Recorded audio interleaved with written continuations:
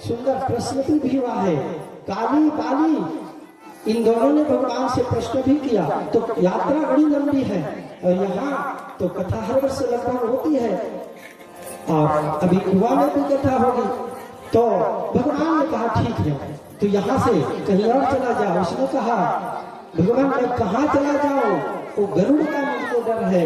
भगवान ने कहा देख मैं नाच नाच के ना तेरे मस्तक पर जो निशान बना दिया है उसको देख करके गरुड़ मेरा वाहन है, वो समझेगा भगवान का भक्त है, तुमको नहीं खाएगा, तुम पर प्रहार नहीं करेगा। और भगवान को लिए हुए कालीदास अपने फणों में उस कालीदास से उतर आए। भगवान बंशी की तार छेड़ने लगे और यशोदा रानी ने कहा बेटा जल्दी से कूद के बाहर आ जा। तो मैया ने कहा अरे मैया डर की किस बात, अभी अभी इसको चेला बनाया है, इसको कंठी वाली पहनाई माला पहनाया है, डरो मत। और काली नाग जो था रमणीक तीर चला गया। प्रेम से बोलिए वृंदावन बिहारी लाल की जय, कृष्ण कन्हैया लाल की जय। तो भगवान ने काली नाग को नाश करके काली बाह जो जहरीला विषाक्त हो चुका था उसको भी भगवान ने पवित्र किया, शुद्ध किया। एक दिन भगवान ने देखा कि हेमंत पृथ्वी मासी नंद ब्रजे कुमारी का चेरो चेरो ही विषयं मुंजाना कात्यायन चवरनंदतम। कार्तिक का महीना आया और कार्तिक के महीना में सुहागिन माताएं या कुमारी कन्या स्नान करती हैं। तो वहां की गोपियों का नियम हो गया, जो कुमारी कन्या है छोटे छोटे गोपियां ब्रह्म मुहूर्त में 4 बजे सैया से उठ जाती हैं और यमुना नदी में जा करके सुंदर स्नान करती हैं और यमुना नदी की रेत से मैया जी की मूर्ति बनाती हैं, उसी को कात्यायनी दुर्गा मैया मान करके पूजा करती हैं और एक ही निवेदन करती हैं मैया जी से यही माता हमारी इस पूजा का एक ही वरदान चाहती हैं, केवल एक। क्या वरदान चाहती हैं? तो माँ को जो गोपियां कुमारी कन्या कहती हैं कात्यायनी महामाये महायोगिन्यधीश्वरी नंदगोप सुतम देवी पतिन्ने कुरुते नमः। हे कात्यायनी मैया, हे जगत की माता, सबकी मनोकामना पूर्ण करने वाली माता, हम आपसे केवल एक ही वरदान चाहती हैं। वो जो नंद का लाला है ना, वो नंद का छोरा कन्हैया वही हमको पति रूप में प्राप्त हो। ये रोज नियम चलता है। और एक गलती करती है गोपियां। क्या गलती? बिना वस्त्र के नहाती हैं। भगवान प्रसन्न हो गए कन्हैया एक दिन उनके व्रत का प्रभाव आशीर्वाद फलीभूत करने भगवान से होंगे और गोपियां स्नान कर रही हैं। सबके कपड़े को लेकर के भगवान कन्हैया कदम के पेड़ पे चढ़ गए। सबने देखा हमारे कपड़े कहाँ चले गए। कितने में कदम के पेड़ में बैठे भगवान को देखा तो गोपियों ने कहा ठीक की बात नहीं कन्हैया, किसी के चीर चुराना माना ठीक है, आपने माखन की चोरी किया, मटके फोड़े, हमारे कपड़े भी चुराने लगे, जा करके तुम्हारे पिता नंदराज से शिकायत कर देंगी। कन्हैया ने कहा जा तो शिकायत करो। सब गोपियों ने कहा इसे कैसे चले जाए। तो कन्हैया ने कहा पूजा तो बहुत अच्छा से करती हो, भक्ति भाव से करती हो, लेकिन इस पूजा में एक गलती है। गोपियों ने हाथ जोड़ के कहा क्या गलती है? जानती हो इस यमुना जी में वरुण भगवान का निवास है और तुम बिना वस्त्र के नहाती हो, ये गलती है कि नहीं? तो भगवान ने कहा सबके कपड़े दे दिए और कहा कि तुम लोग ना, तुम्हारे व्रत से मैं बड़ा प्रसन्न हूँ। जिस मनोरथ से तुमने इस व्रत को किया सबको मैं आशीर्वाद देता हूँ, सबके मनोरथ में पूरा करूंगा। आगे चल करके और उस समय गोपियां एक प्रश्न उठता है, जमाने वाले लोग ना बड़ा बड़ा प्रश्न करते हैं, बड़े प्रश्नवाचक कहते हैं महाराज कपड़ा चोरी, तो जानते हैं कितने 4, 5, 7 वर्ष के थे तो गोपियां और उस जमाने के, और 5, 7 वर्ष में किसी के मन में काम भाव जाग ही नहीं सकता। बार बार बोलिए बांके बिहारी लाल की, कृष्ण कन्हैया लाल की। एक दिन भगवान सवेरे प्रातः उठे, भगवान ने अपने पलके खोले तो सुंदर सुंदर खुशबू आ रही है, मैया बहुत सी व्यंजन बना रही है। दौड़ करके कन्हैया रसोई गृह में पहुंचे हैं और कन्हैया कहने लगे, अरे भैया ये जितने आप भोजन बना रही है ना, नाना भांति में अनुष्ठान, इसको तो पहले मैं ही खाऊंगा, इसको तो पहले मैं ही खाऊंगा। यशोदा रानी ने कहा, देख रे लाला, अभी ना तुमको कुछ भी नहीं मिलने वाला, जा अपने बाबा के पास। डांट के भगा दी। छोटे से कन्हैया ने एक से छोड़ा, बाबा के पास में गए, बाबा बाबा हलाला, गोद में बैठ गए कन्हैया बाबा के, नंदराय के, और कहने लगे, पिताजी बाबा मैया बहुत से व्यंजन बना रही है और खाने को दूर एक छोटा सा टुकड़ा चखने को भी नहीं दे रही है।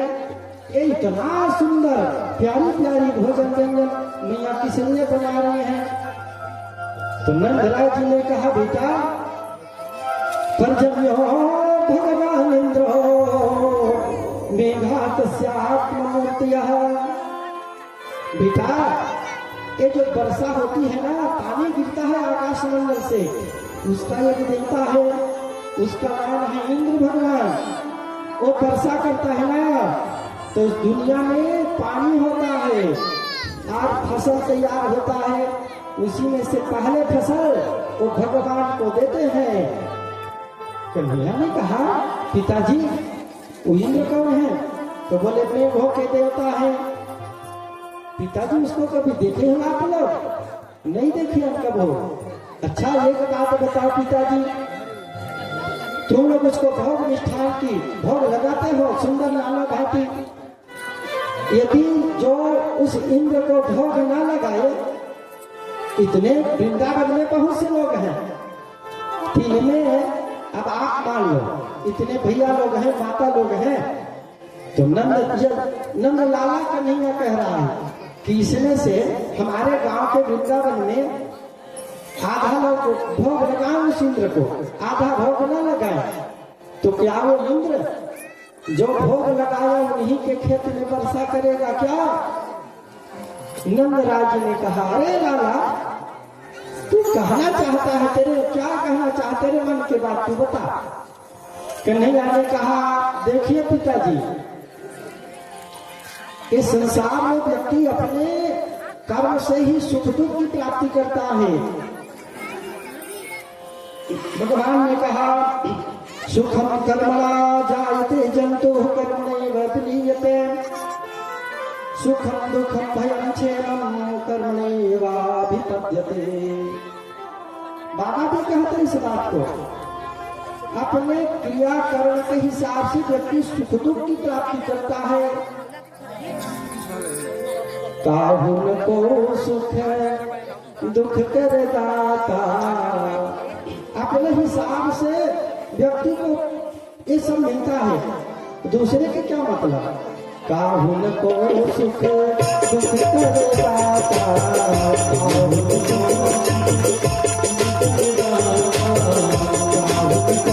सुख दुख कर दाता, काहुन को सुख दुख कर दाता,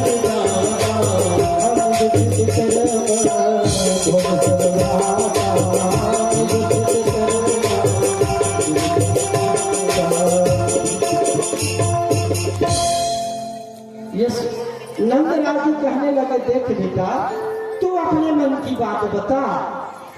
तो कन्हैया ने कहा, पिताजी मेरे विचार से यदि मेरा राय आप मानो तो प्रत्यक्ष देवता है, कौन लेता है बेटा? अरे गोवर्धन नाथ जिसकी तलहटी पर हमारे गौचारण करती है और उसी से हमको सुंदर सुंदर एक अनाज की प्राप्ति होती है, क्यों ना हम उनकी पूजा करें? अच्छा बेटा, तो गोवर्धन की पूजा हम तो बात तो कहीं देखिए न सुने न जानते, तो पूजा कैसे होगी, किससे होगी? कन्हैया ने कहा हम पूजा करवाएंगे। तो सामग्री क्या चाहिए? पूजा करनी है। तो कन्हैया ने कहा देखिए पिताजी, ये मैया जितनी व्यंजन बना रही है ना, नाना भांति 56 भोग अभी लगेंगे गोवर्धन भगवान को, तो इसी में वो गोवर्धन जी प्रसन्न हो जाएंगे। तो नंदराज जी ने कोटवार को बुलाए और हाथ लगवा दिए, और तो नंदराज सबसे कही देखो भैया, एक कन्हैया मेरे लाला है ना, इसका ऐसा कहना है कि गोवर्धन की पूजा करके देख लो, एक बार करने से क्या जाता है, जिसकी इच्छा करो। तो सबने कहा ठीक है। सात लोग गाड़ी बैल में छिकड़े में 7 व्यंजन को ला दिए और सब लोग कहे कहा गोवर्धन पहाड़ में, कहे पूजा कैसे करें, इतना बड़ा पहाड़ है। भगवान ने कहा पूजा करवाएंगे, कैसे पूजा करें? स्नान कराओ, चंदन लगाओ, फूल चढ़ाओ, आरती दिखाओ। इतने पर नंदराज कहने लगे अब क्या करें? तो कन्हैया ने कहा अब भोग लगा, उस पूजा तो संपन्न हुआ। तो नंदराज कहने लगे कपड़े का ना इसको पर्दा कर दो, भगवान को जब भोग लगाते हो ना तो पर्दा कर देते हो, भगवान भोग प्रसादी पा रहे हैं। कन्हैया ने कहा तुमको कोई पर्दा की बात नहीं। तो अरे वो भगवान नहीं खाएंगे, सबके बीच में खाएंगे। अब देखते ही देखते भगवान एक गोवर्धन रूप में दूसरे बना करके प्रकट हो गए और कहने लगे भयंकर रूप में, अरे मैं ही गोवर्धन नाथ हूँ, भोग लगाओ भोग लगाओ। सब भगवान कहने लगे अरे हद कर दिया रे कन्हैया, इतने फुलवान है तेरे भगवान, जीवन भर पूजा किए, हमारे दादन के दादन पर दादन, कभी सपना में भी नहीं दिखा, और एक बार पूजा बस किए स्वयं प्रकट हो गया। वो गोवर्धन नाथ के बने भगवान कहने लगे अरे भोग प्रसादी लाओ, एक बात में व्यर्थ समय मत गवाओ। तो परात में कोठरा में कोई खीर रखा है गंजी में, परात में कोई जलेबी, कचौड़ी, मुंगौड़ी, बड़ा पूड़ी, बर्फी साग बना हुआ है, जो देते जा रहे सब खाते जा रहे हैं। नंदराज जी कहने लगे अरे कन्हैया लगता है ना तेरे गोवर्धन नाथ ना कब का भूखा है, हमारे लिए तो हम देख के ही रहेंगे, संतोष करेंगे। कन्हैया ने कहा चिंता ना करो। इतने में गोवर्धन ने भगवान कहे अरे मैं पेट भर भोजन करा लिया, अब तुम सब लोग भी भोजन पाओ। सब लोग भोजन प्रसादी पाए। इतने में कन्हैया कहने लगे देखो ये गोवर्धन नाथ की पूरा कृपा पाना चाहते हो ना, आशीर्वाद, तो क्या करें? तो कन्हैया ने कहा एक गोवर्धन नाथ की परिक्रमा करो, 7 कोस की परिक्रमा, सब मनोकामना पूरी कर देंगे। तो सब गौरवाल भोजन प्रसादी पाए और गोवर्धन नाथ की परिक्रमा कर रहे हैं, पूजा कर रहे हैं। तो आइए सुंदर भजन का आनंद लें। आज गोवर्धन नाथ की पूजा और सुंदर भजन का आनंद ले। बोल गोवर्धन नाथ भगवान की।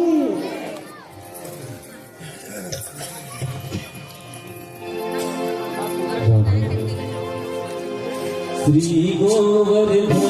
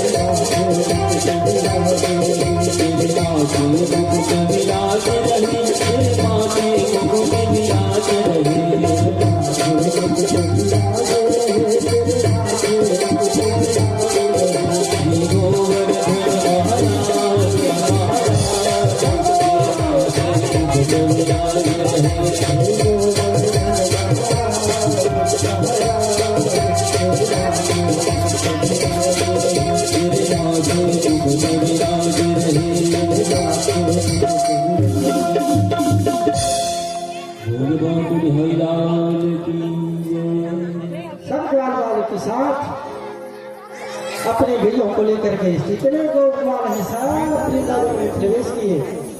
इंद्र ने पूछा अपने सेवकों से, क्यों रे प्रत्येक दीपावली की हमारी पूजा हुआ करे, अब इस बार क्यों नहीं?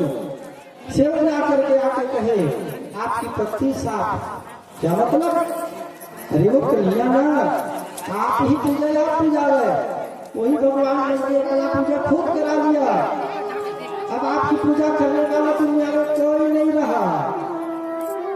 क्रोध में भर करके मैंने कहा, रे एक छोटे से बालक की बात को मान करके देखो, सदियों से पुरानी चली आ रही प्रथा मिट दिए। अभी मैं इसका परिणाम का फल अभी उन गोपियों को, गोप वालों को भुगतना पड़ेगा। मैं उनके समर्थकों को भेजा, घनघोर घटा गए, बादल आपस में टकराने लगे, बिजली चमकने लगी और मूसलाधार वर्षा होने लगा। गाय बछड़े गोपाल सब ठंड से कांपने लगे, ठिठुरने लगे।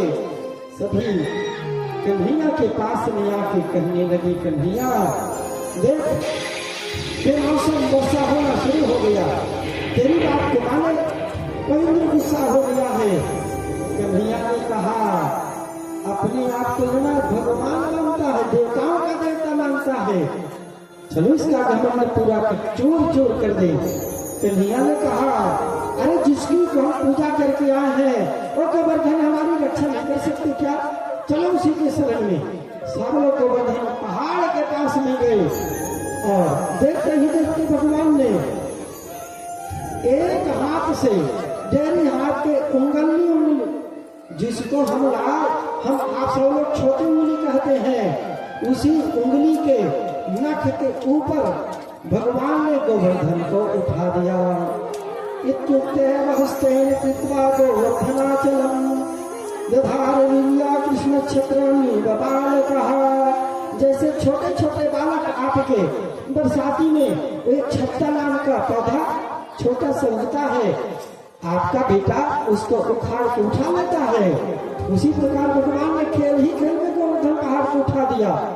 और भगवान गोवर्धन को उठाए, एक नाम पड़ा भगवान का, नख पर धारण यो गिरिधारी, नख पर धारण यो गिरिराज नाम गिरिधारी पायो है। सुरपति पूजा पेट मेट कृष्ण गिरिराज पूजायो है। एक नाम पड़ा भगवान का, कौन नाम?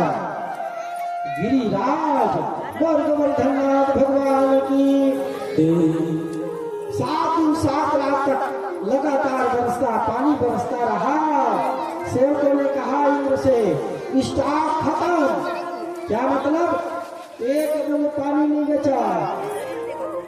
कन्हैया ने कहा सब गाल गाल बाहर आ जाओ। सब बाहर आ गए गोवर्धन नाथ के भीतर से, और अकेले में कामधेनु मैया को लेकर के इंद्र आए हैं और भगवान की दिव्य स्तुति किया।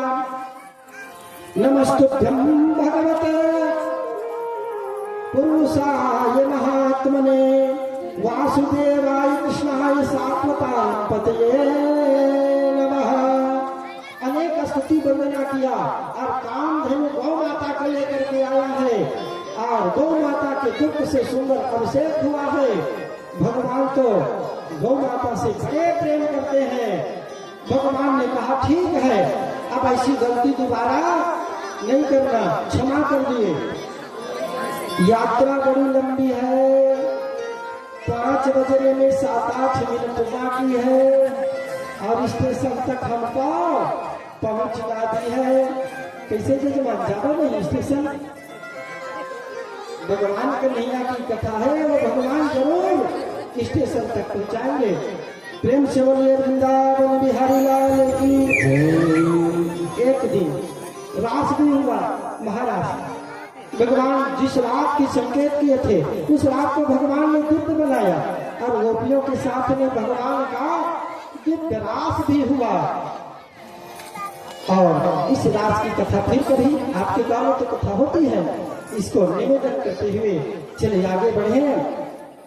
एक दिन मथुरा में, मथुरा का राजा बना हुआ है वही अभिमानी दुष्ट कंस।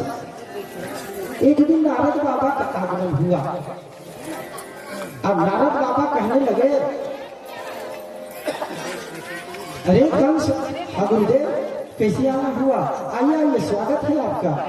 नारद जी का आगमन हुआ। नारद जी कहने लगे, अरे कंस, तू जानता है तेरे जितने सैनिक है ना, तेरे सेवक, उनका मारने वाला कौन है? कंस ने कहा नहीं जानता, आप ही बता दीजिए। नारद बाबा ने कहा यार कोई नहीं, ये तेरा जो बहनोई है ना वसुदेव, तेरी बहन देवकी, इसी का लाल है। वो वृंदावन में दोनों रहते हैं कृष्ण बलराम। अच्छा, तुरंत देवकी वसुदेव को जेल में बंद कर दिया और अकस्मात एक बैठका बुलाया, आकस्मिक बैठक। और उस बैठक में बड़े बड़े राक्षस लोग आए, चारों भाग, चल कौशल मूसल। सबसे कंस ने कहा, ऐसा मुझको पता चला है कि मुझको मारने वाला कृष्ण बलराम को वृंदावन में रहते हैं, तो ये काम करो, यज्ञ करो। क्या यज्ञ करे महाराज? धनुष यज्ञ का आयोजन करो, उसको देखने के लिए कृष्ण बलराम को निमंत्रण भेजो। और जब वो यहाँ आए दोनों भैया, तो दोनों को मार डालना। तो इस काम को करेगा कौन? कृष्ण बलराम को लेने कौन जाएगा वृंदावन? तो अक्रूर को भेजा गया। अक्रूर से कहे कि हे मित्र, आज हमारा ना एक मित्र सा एक बहुत बड़ा काम है, उस काम को आप कर दो। हाथ जोड़ के निवेदन करने लग गया। अक्रूर समझ गया, नमन नीच की अति दुखदाई, जिन अंकुश धन उरग बिलाई।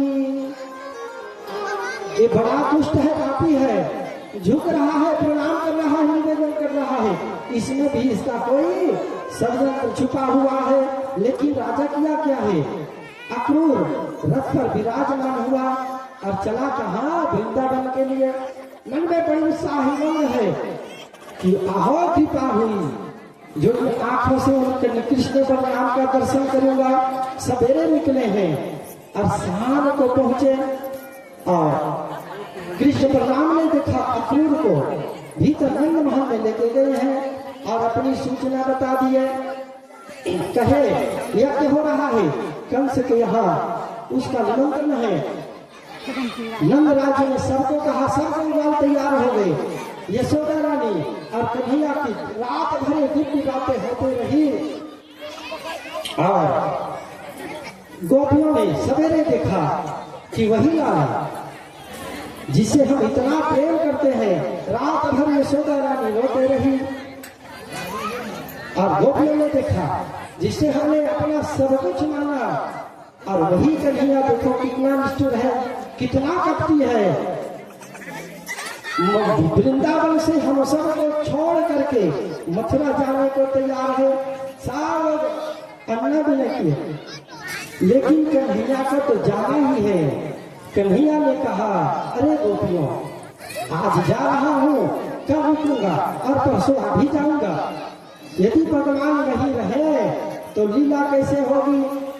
रथ में बैठे भगवान और गंगराज जी और बहुत से जितने गोपगण हैं सब मथुरा गए। और जैसे ही मथुरा पहुंचे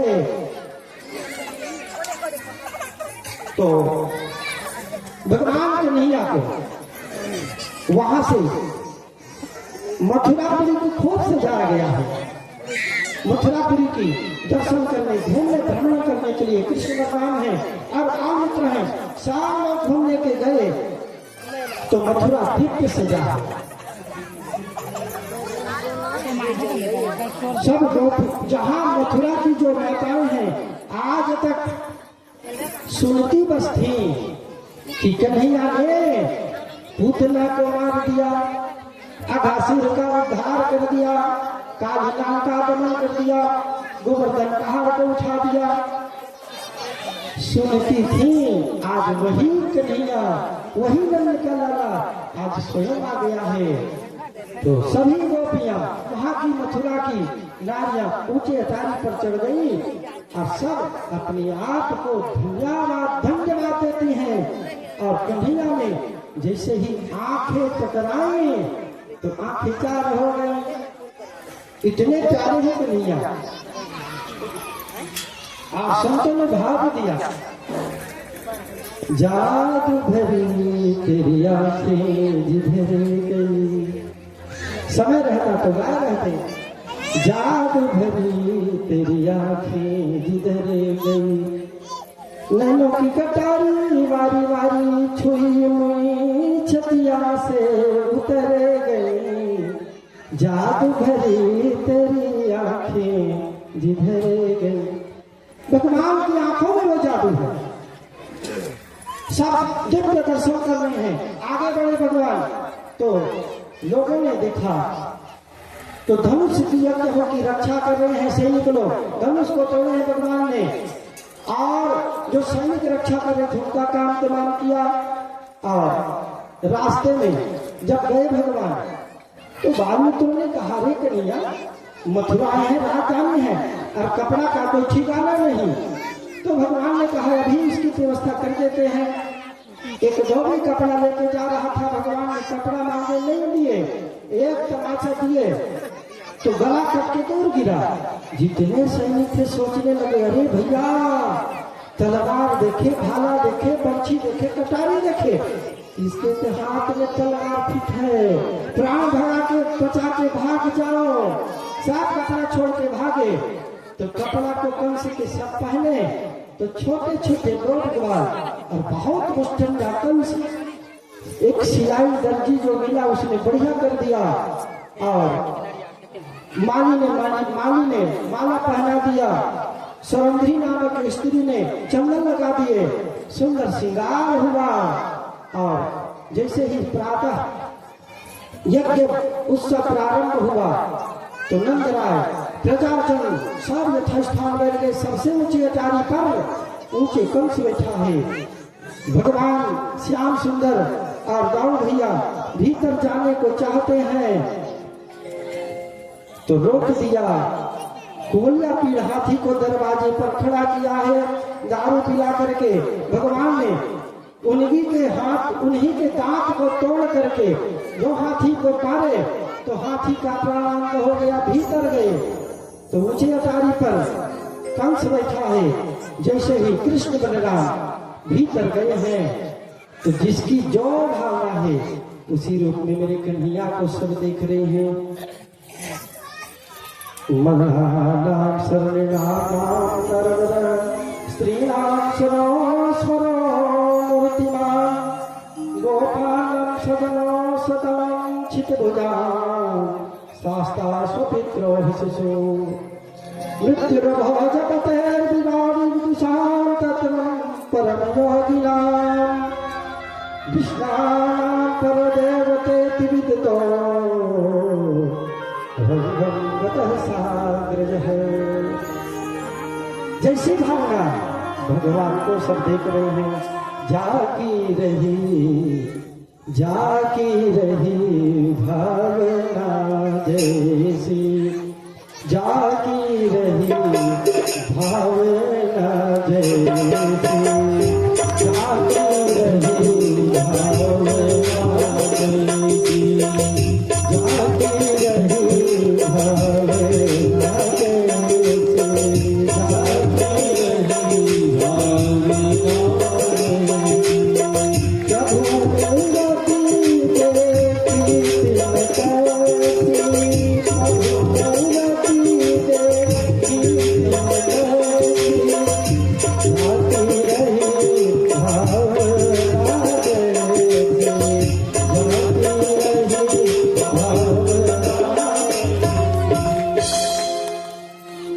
कंस ने साक्षात्कार रूप में भगवान को देखा। माताओं ने छोटे से बालक अपने बेटे के रूप में भगवान को देखा। महात्मा लोग ने परम तत्व के रूप में देखा और जिसने जो चाहा उसी रूप में सबने देखा। और देखते ही देखते भगवान ने भीतर गए। उन पहलवानों से भगवान का युद्ध हुआ। साल संतोषण सब को भगवान समाप्त किए। ऊंची अटारी पर कंस बैठा था। भगवान कूदे हैं, केस पकड़ा नीचे पटका और तीनों लोगों के भार लेकर के भगवान कंस के ऊपर कूदा। कंस का हो गया गोविंदाय नमो नमः। देवता आकाश से पुष्पों की वर्षा किए। बाल बाल कृष्ण लाल की। भगवान ने उनका अंतिम संस्कार करवाए और अपने माता पिता को जेल के बाहर किए। देवकी वसुदेव को और नंदलाल जी को वापस भेजे हैं। बोले पिताजी हम वापस जरूर आएंगे। भगवान का जनेऊ संस्कार हुआ और उज्जैन में सांदीपनि के आश्रम पर महाराज के आश्रम पर कुटिया पर पढ़ने को गए। 64 दिन में 64 कलाओं को विद्या को प्राप्त कर लिया। गुरु भी गए पढ़ने रघुराई, अल्प काल विद्या सब पाई। भगवान 64 दिन में 64 कलाओं में प्रवीण हो गए भगवान। और अस्थि प्राप्ति कंस के 2 पत्नी हैं। अपने विधवा की दुख की बात अपने पिता जरासंध को बताए। जरासंध क्रोध में भर करके 17 छोड़ी सेना लेकर के 17 बार आया। भगवान ने 17 बार हराया। 18वें बार युद्ध होने को हुआ तो नारद बाबा का भेजा काल बना गया। द्वारकाधीश कन्हैया भगवान कहने लगे दाऊ भैया से, बलराम जी आज देखो काल बना गया है। 3 करोड़ मनुष्यों की सेना लेकर के और 1-2 रोज में वो दुष्ट जरासंध भी आने वाला है। तो क्या करें? तो ऐसा कोई महल बनाए जहां वो जरासंध की पहुंच ही ना हो। तो क्या करें? तो समुद्र के भीतर भगवान श्याम सुंदर ने 48 कोस लंबाई चौड़ाई में सोने का महल बना दिया, पुरी बना दिया। द्वारिकापुरी सोने का महल बना। इंद्र ने सुधर्मा सभा को भेज दिया। वरुण भगवान ने घोड़े भेज दिए। 8 सिद्धि 9 निधि को भेज दिया। और योग माया से भगवान ने जितने भी मथुरापुरवासी सबको भगवान किसी को पता नहीं चला द्वारकापुरी भेज दिए। काल से भगवान लड़े और भागे, पहाड़ पर चले गए। और एक व्यक्ति सोया हुआ था मुचकुंद, उसी के ऊपर अपने पीताम्बरी को भगवान ढक दिए। 1 लाख मारे। अकस्मात जाने के कारण वो जो सोया हुआ था जगा, और जैसे ही जगा तो भरभरा करके काल एवं भस्मीभूत हो गया। आइए आपका बहुत बहुत स्वागत है। सभी लोग काली की सेवा करते हुए नमो ब्रह्मण्यदेवाय गौरवान्विताय च जगद्धिताय कृष्णाय श्री गोविंदाय नमो नमः। देखो हमारे पिता तुल्य काका जी कल बोले थे जरूर बेटा प्रयास तो यही रहेगा। और मेरे को ये पता है बाहर से पुरोहिती से आए हैं तुरंत मेरे काका जी आए हैं। बोलिए वृंदावन बिहारी लाल की जय। तो उसका भी उद्धार हुआ और जरासंध का आगमन हुआ तो कृष्ण बलराम बाहर निकले और भागने लगे तो जरासंध हंसने लगा। एक नाम पड़ गया भगवान का रणछोड़। बोल वृंदावन बिहारी लाल की। ऊंचे प्रवर्षण पर कृष्ण बलराम चढ़ गए भागते भागते और जरासंध ने उसी पहाड़ में आग लगवा दिया और झूठ मूठ का मान लिया कि कृष्ण बलराम दोनों मार दिए गए और अपने लोग को जरासंध मगध चला गया। बोल वृंदावन बिहारी लाल की। भगवान अभी आपने सुना कितने कला जानते हैं भगवान। काका जी की पूजा करिए यहाँ बैठाइए ना। हाँ ठीक है आपको जैसे सुविधा। आप आ गए तो कथा सार्थक हो गई काका जी। तो कहाँ पर थे हम लोग। हाँ प्रेम से बोलिए वृंदावन बिहारी लाल की। तो भगवान कितने कला में प्रबल है भगवान 64 कला। तो ऊंचे पहाड़ से भगवान प्रवर्षक पर्वत से सीधा नीचे कूदे कहा धरती पर और सीधा चले गए कहा द्वारिकापुरी। और किसी ने नहीं जाना तो सुंदर भुवन बना है भगवान का द्वारिकापुरी। और रेवत की बिटिया है रेवती जिससे बलराम दाऊ भैया का सुंदर विवाह संपन्न हुआ। बोल रेवती बलराम की। अब महल तो बन गया सोने का लेकिन घर की शोभा किससे है। किसका महल बना है द्वारिकापुरी में। किससे महल बना है भैया। लोहा पत्थर से बने हैं सोने का महल 48 कोट में जगमगाता महल जिसकी क्या कहना सुंदरता। लेकिन घर कब बनता है जब घर वाले से इनसे घर बनता है। आप भाइयों से घर क्षमा करना नहीं बनता।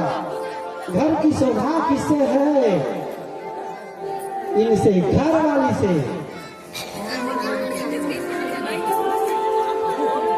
तो भगवान भी विवाह करेंगे। करनी करके करनी के करो करनी करके करनी के करो करनी के न लागे बिना करनी के। और सरनी कर बरनी करके बरनी के करो बरनी के न लागे बिना बरनी के। सरनी करके सरनी के करो सरनी के न लागे बिना सरनी के। और घर किससे में होगा घरनी करके घरनी के करो घरनी करके घरनी के करो घरनी के न लागे बिना घरनी के घरनी के न लागे बिना घरनी के। राजा शीत भीष्म को नाम विदर्भाधिपति महान तस्य पंचाभवन पुत्रा कन्या चावरानना कन्या एका चवरानना। विदर्भ देश के एक राजा है अधिपति राजा नाम पता है भीष्म और सुंदर रानी है।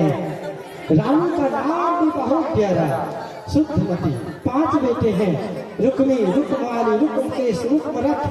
और इन 5 भाइयों की सबसे प्यारी सबसे छोटी राजकुमारी राजकुमारी एक बिटिया है, क्या नाम है? कुमारी रुक्मणी। जो भी आता है महल में केवल और केवल कन्हैया का ही गीत गाता है। इन गीतों को सुन करके कुमारी रुक्मणी मन ही मन भगवान को अपना पति मानने का निश्चय कर लेती है।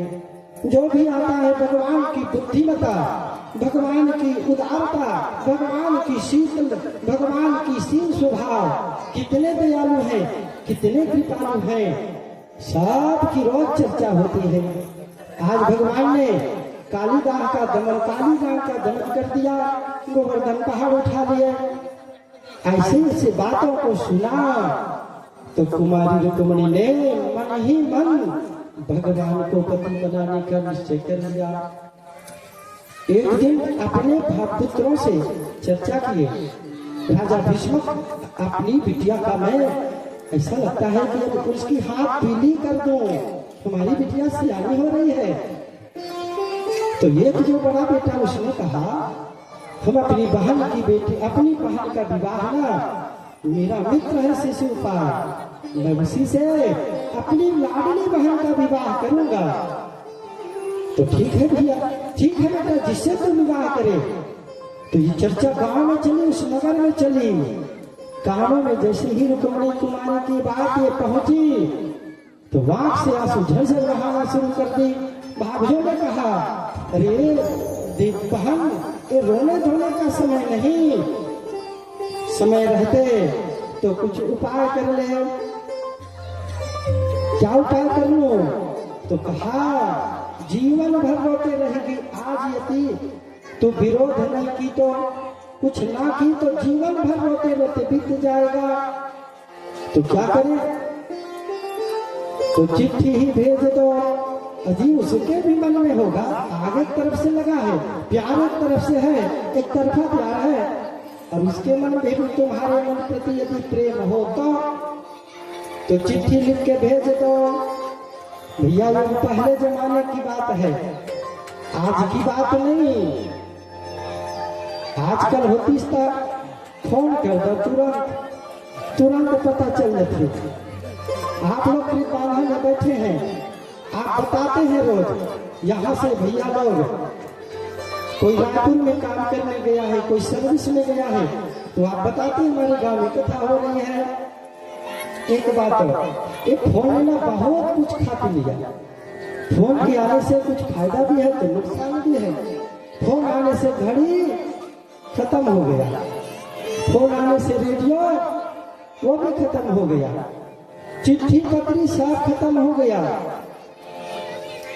आपस में जो प्रेम था लोगों में, वो प्रेम भी कम हो गया। जिसको देखो मोबाइल में घुसा है, न बच्चे से पिता को मतलब, न पिता से बच्चे को मतलब, न मित्र से मित्र, कोई नहीं बोलता किसी से। तो पहले चिट्ठी लिखी जाती थी। एक कवि ने लिखा, हर फैसले होते नहीं सिक्के उछाल के, हर फैसले होते नहीं सिक्के उछाल के, ये दिल के मामले हैं जरा देख भाल के। मोबाइल के दौर के आशिक क्या जानेंगे, आजकल मोबाइल की बात है, मोबाइल के दौर के आशिक क्या जानेंगे। कैसे रखते थे खत में कलेजा को निकाल के, कलेजा को निकाल के ऐसा चिट्ठी लिखा करते थे। तो भाभियों ने कहा, एक चिट्ठी ही लिख दो। तो मैया ने सुंदर चिट्ठी लिखा, 7 श्लोकों में चिट्ठी लिखा। मानो मियाँ ने गागर में सागर भर दिया। छोटी सी पत्रिका है, और किसको भेजे? एक पत्री लेके आखिर जाए तो जाए कौन? तो एक ब्राह्मण रुक्मणी को सूझा, मेरा ये काम, ये मनोरथ एक ब्राह्मण देता वही कर सकता है। नाम है सुदेव। उससे बुलवाए हैं और कहने लगी, हे ब्राह्मण देवता, ये मेरे पत्र नहीं, चिट्ठी नहीं, ये मेरे। रुक्मणी ने कहा, मेरे प्राण है ये चिट्ठी नहीं, पत्री नहीं, ये क्या है? ये चिट्ठी मेरे प्राण है और आपके सिवा दुनिया में तीनों लोगों में ये मेरा कल्याण करने वाला कोई नहीं दिख रहा। ब्राह्मण ने कहा देवी तुम चिंता मत करो बिटिया, ये चिट्ठी अभी लेके गया और कन्हैया को तुरंत द्वारकाधीश को पहुंचाऊंगा। और जैसे ही चिट्ठी हाथ में मिला है ब्राह्मण देवता के चिट्ठी लिए और दौड़ पड़े और भगवान के काम के लिए जा रहे हैं, तुरंत पहुंच गए। और जैसे ही भगवान का तो नियम है जो भी ब्राह्मण अतिथि आए सीधा अंदर भेजे जाए, किसी को द्वार पर रोकने की उसको परिचय देने की कोई जरूरत नहीं। ब्राह्मण देवता भीतर गया और जैसे ही भीतर गया तो वही चिट्ठी द्वारकाधीश के हाथ में दे दिया। कन्हैया ने द्वारकाधीश ने कहा ये ब्राह्मण देवता बड़े दिन से आए हो, कैसे आना हुआ? तो पहले तो भोजन प्रसादी करवाया और भोजन प्रसादी करा करके ब्राह्मण के पैर दबाने लगे द्वारकाधीश भगवान और हाथ जोड़ के पूछे महाराज ऐसा लगता है कि बड़ी दूर से कुछ प्रयोजन लेके आए हैं, कैसे आना हुआ? तब उसने कहा अरे द्वारकाधीश ज्यादा कुछ बताने की जरूरत नहीं है, ये चिट्ठी रख और इसमें पढ़ लो क्या लिखा है। तो कन्हैया ने कहा ऐसा कोई काम नहीं आज तक जो मेरा आप ब्राह्मणों की कृपा से राज से पूरा ना हुआ है। अब ऐसा मेरा कोई बात नहीं जो आप ब्राह्मणों से छुपा हुआ हो, आप ही पढ़ के बता दो। तो ब्राह्मण देवता पढ़ने लग गया। चिट्ठी में लिखा है श्रुत्वा गुणान्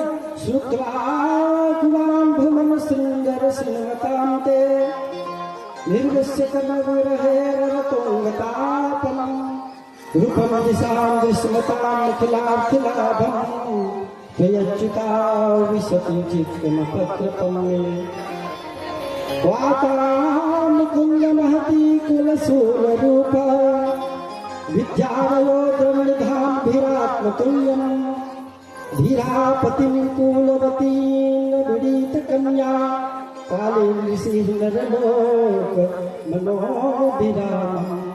7 श्लोक की पत्री है, चिट्ठी है और कन्या को विवाह करना हो तो क्या देखना चाहिए वही सब इसमें लिखा है। कुमारी रुक्मणी कह रही है श्रुत्वा गुणान् भुवन सुंदर श्रीमतान्ते। आपको तो देखा कभी नहीं, केवल इन कानों से आपके गुण को सुना है और आपके प्यारी प्यारी सुंदर सुंदर गुणों को सुनकर आपको मैं चिट्ठी लिख रही हूँ। आप सोच सकते हो कैसी लड़की होगी, भेंट कभी हुआ नहीं, परिचय कभी मिला नहीं एक दूसरे का और सीधा प्रेम पत्र लिख दिया। तो इन कानों से आपको गुणों को सुनी। आप चाहो जिस दृष्टि से मुझको देखो, आपकी नजरिया आप देख सकते हो, लेकिन आप में ना मैंने बहुत से गुण देखे। उन गुणों को सुन करके महात्माओं के आपको मन ही मन आपको पति मान चुकी हूँ। तीनों लोगों में आपसे सुंदर, आपसे शील, आपसे गुणवान भला कोई नहीं। आपके नाम को सुनकर ही तीनों लोग के मनुष्य जीव आत्मा आप शांति का अनुभव करते हैं। इसलिए और पति वर्ण के लिए क्या चाहिए, पिता को क्या देखना चाहिए, एक ही चीज लिखा। बोल वृंदावन बिहारी लाल की, बोल कृष्ण कन्हैया लाल की जय।